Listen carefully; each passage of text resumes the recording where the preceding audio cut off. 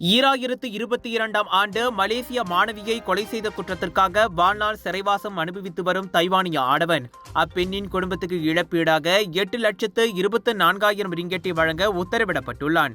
Taiwan தலைநகர் தாய்பேயில் உள்ள மாவட்ட நீதிமன்றம் அத்தீர்ப்பை வழங்கியது.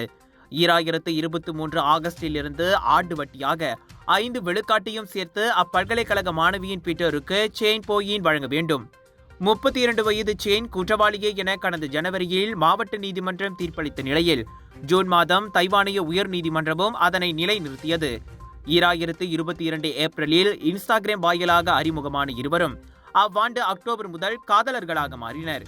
எனினும் அடுத்த ஒரு வாரத்தில் சாய் எனும் 24 வயது அப்பெண் கொலை செய்யப்பட்டார்.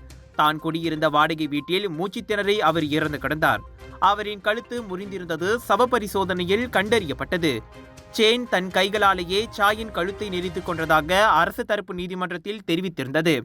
ஏற்கனவே கொடுத்த பணத்தை திருப்பி கொடுக்க மறுத்ததால் சாயை கழுத்து நெரித்துக் கொன்றதை செயினும் ஒப்புக்கொண்டான்.